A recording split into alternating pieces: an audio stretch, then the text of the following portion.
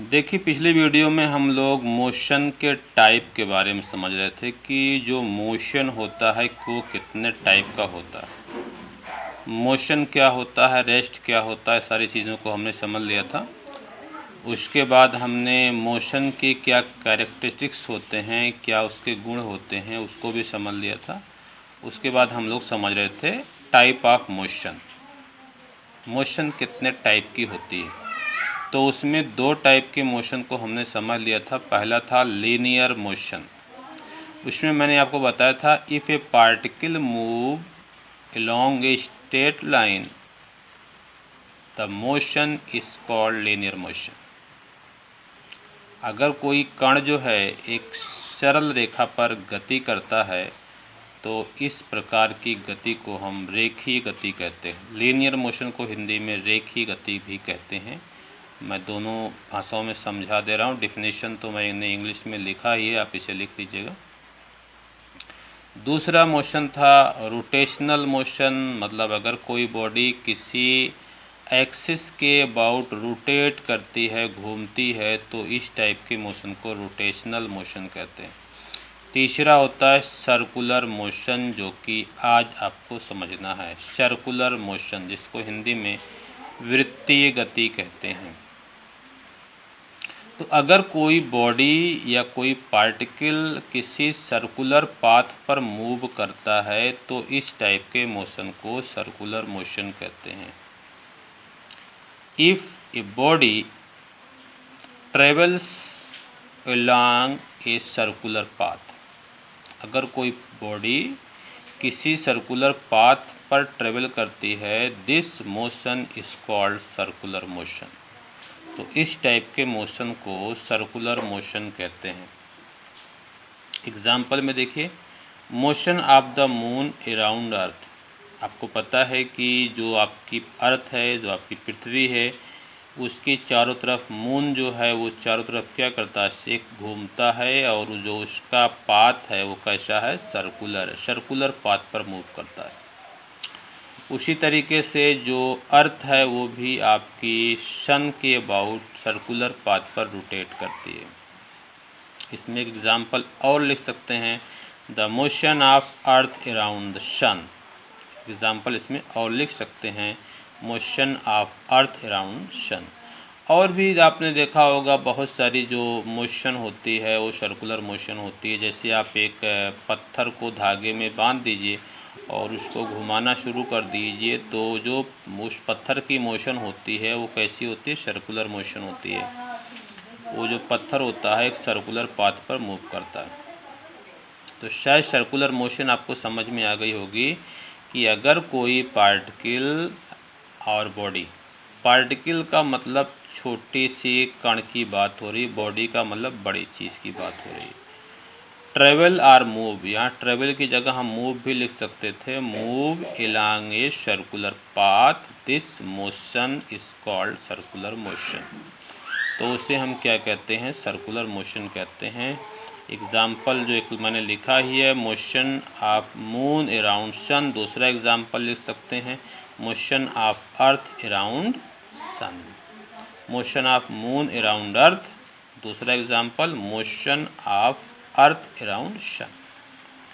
तो circular motion आपको confirm हो गया होगा। दूसरे मोशन के बारे में हम समझने जा रहे हैं, जिसे कहते हैं वाइब्रेटरी मोशन, जिसको काल्पनिक गति कहते हैं। वाइब्रेटरी मोशन, वाइब्रेशन तो आप समझ ही रहे होंगे, कंपन। जैसे एक स्प्रिंग है या एक तार है बंधा हुआ, उसको आप खींच के छोड़ दिए तो इस तरीके से ऊपर नीचे वो कंपन करता है।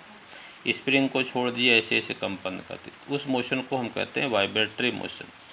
ए बॉडी मूव टू एंड फ्रो।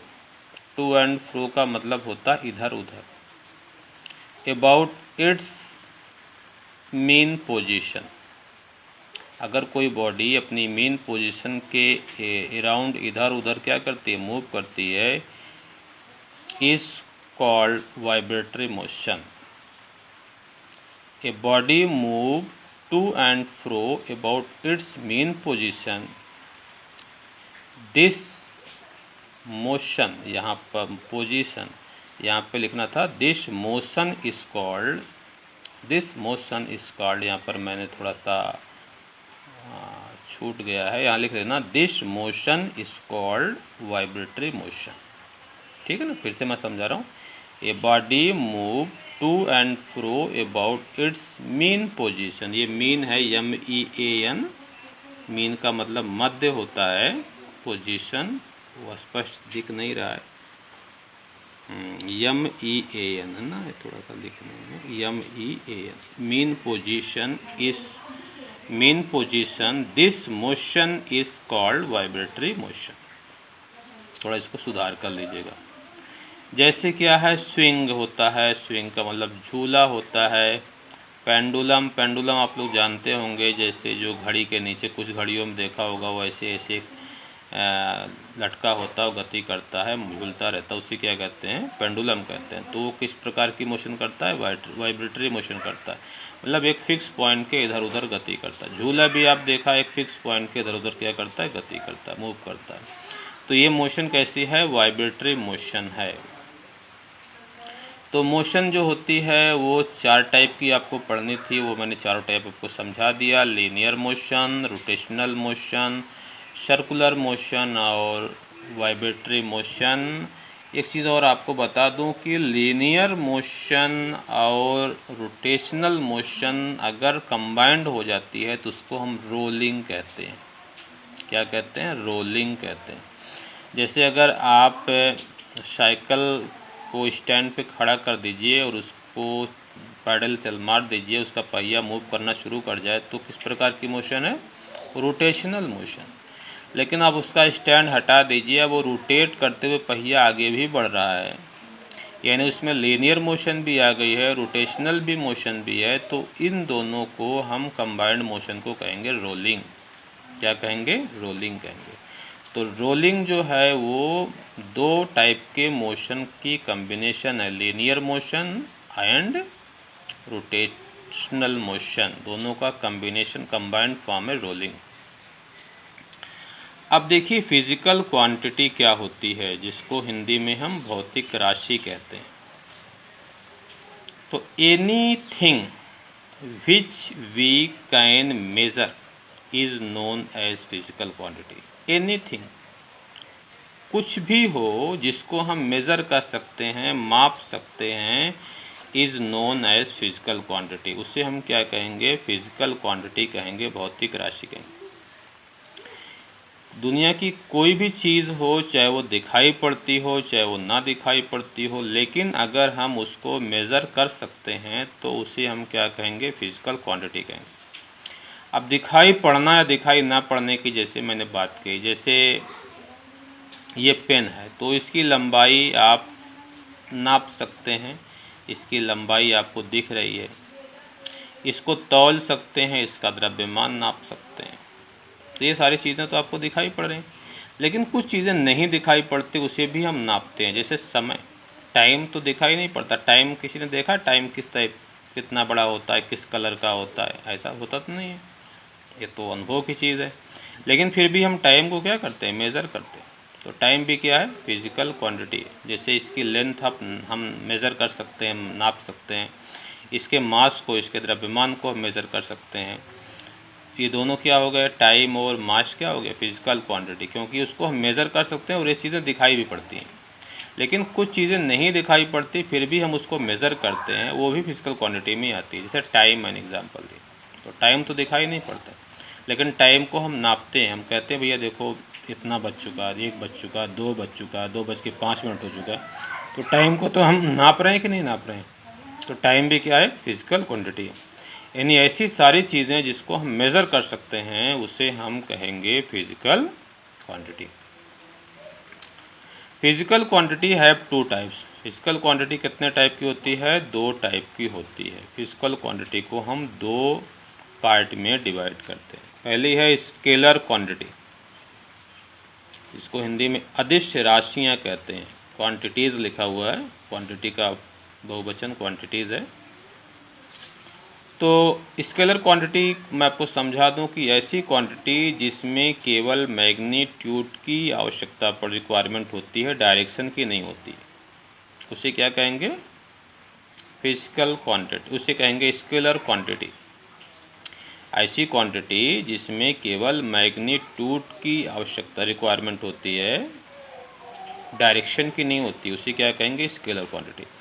अब मैग्नीट्यूड और डायरेक्शन का मतलब समझ लीजिए। जैसे अगर आप जो है दुकान पर जाइए और आप कहिए कि भाई मुझको 1 किलो दाल चाहिए, तो वह 1 किलो जो आपने कहा, 1 किलोग्राम जो कहा है, वो मैग्नीट्यूड है। अब दुकानदार जो है वो किस डायरेक्शन में उसका तराजू है, उत्तर दक्षिण है, पूरब पश्चिम है, किसी भी डायरेक्शन में उसका तराजू है, वो नापेगा तो 1 किलो दाल आपको तौल के दे देगा। उस तराजू की डायरेक्शन का 1 किलो दाल के वजन पर कोई डिफेक्ट नहीं पड़ेगा। यानी जो आपका उसने नापा तो क्या नापा? मास नापा। जब हम किसी चीज़ को तौलते हैं तो उसका द्रव्यमान नापते हैं, उसका मास नापते हैं। तो जो मास है उसकी जब उसको हमने मेज़र किया, उसको जब हमने मापा, तो उसकी जो मेज़रमेंट आई उसमें डायरेक्शन का कोई भी रोल नहीं। लेकिन जैसे मैं आपको एक चीज़ समझा दूँ कि अब जैसे पेन रखी हुई है, मैं इस पर फोर्स लगा रहा हूँ तो ये पेन आगे बढ़ रही है, लेकिन जब तक मैं इसकी डायरेक्शन नहीं बताऊंगा कि मैंने फोर्स किस डायरेक्शन में लगाया, तब तक मैं ये नहीं बता सकता हूँ कि वो पेन किधर गई। देखिए मैं इधर लगा रहा हूँ फोर्स तो पेन इधर जा रही, मैं इधर फोर्स लगाऊंगा तो पेन इधर जाएगी, जाएगी नहीं जाएगी। तो जो फोर्स है इसको डिफाइन करने के लिए हमें डायरेक्शन भी बताना पड़ेगा कि मैंने 2 न्यूटन का फोर्स पूरब दिशा में लगाया, मैंने 1 न्यूटन का फोर्स पश्चिम दिशा में लगाया। तो कुछ क्वांटिटी ऐसी होती है जिसको डिफाइन करने के लिए मैग्नीट्यूड के साथ साथ डायरेक्शन भी बतानी पड़ती है। जैसे मैंने कहा 2 न्यूटन का फोर्स पूरब की डायरेक्शन, ईस्ट डायरेक्शन, तो जो ईस्ट डायरेक्शन है वो तो जो ईस्ट है वो तो डायरेक्शन बता रहा है, लेकिन जो 2 न्यूटन मैंने कहा, 2 न्यूटन का, वो क्या बता रहा है? मैग्नीट्यूड बता रहा है। तो शायद मैग्नीट्यूड और डायरेक्शन आपको समझ में आ गया होगा।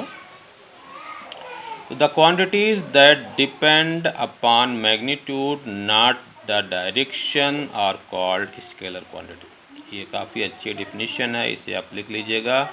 मैंने बहुत अच्छी इसको बुक से निकाला है कि the quantity that depend upon magnitude not the direction are called scalar quantity. मतलब ऐसी राशियाँ जो केवल मैग्नीट्यूड पर डिपेंड करती हैं, निर्भर करती हैं, डायरेक्शन पर निर्भर नहीं करती हैं, उन्हें हम क्या कहते हैं? स्केलर क्वांटिटी कहते हैं, अदिश राशियाँ कहते हैं। इसका एग्जाम्पल भी याद कर लीजिएगा। डिस्टेंस, जिसको हिंदी में दूरी कहते हैं, टाइम समय, स्पीड जिसको चाल कहते हैं, लेंथ माने लंबाई होता है, एक्सेट्रा। तो ये कुछ एग्जाम्पल भी मैंने लिखा, इसको भी आप नोट करिए। सेकंड टाइप की जो क्वांटिटी है उसको हम वेक्टर क्वांटिटी कहते हैं। वेक्टर क्वांटिटी में वो ऐसी क्वांटिटी आती है जिसमें मैग्नीट्यूड भी होता है और डायरेक्शन भी होता है, उस क्वांटिटी को हम वेक्टर क्वांटिटी कहते हैं। The physical quantity that depend upon magnitude as well as direction are called vector quantity. The physical quantity that depend upon magnitude as well as direction are called physical quantity, उसे हम physical quantity कहते हैं। इसका example लिख लीजिएगा। Displacement, velocity, force, momentum etcetera. Displacement को हिंदी में विस्थापन कहते हैं, वेलोसिटी को वेग कहते हैं, फोर्स को बल कहते हैं, मोमेंटम को संवेग कहते हैं। तो ये चीज़ें हिंदी जानना तो बहुत ज़रूरी नहीं है, आप लोग इंग्लिश मीडियम में पढ़ रहे हैं, लेकिन फिर भी जान लीजिए, कभी ना कभी ज़रूरत पड़ेगी ही। तो ये आप सारे एग्जाम्पल याद रख लीजिएगा। फिर से मैं समझा दे रहा हूँ कि the physical quantity which that depend upon magnitude as well as direction called vector quantity, and the physical quantity that depend only magnitude not direction is called scalar quantity। जो केवल मैग्नीट्यूड पर डिपेंड करती है, direction पर नहीं depend करती है, उसको स्केलर क्वांटिटी कहते हैं। जो मैग्नीट्यूड के साथ डायरेक्शन पर भी डिपेंड करती है उसे हम वेक्टर क्वांटिटी कहते हैं।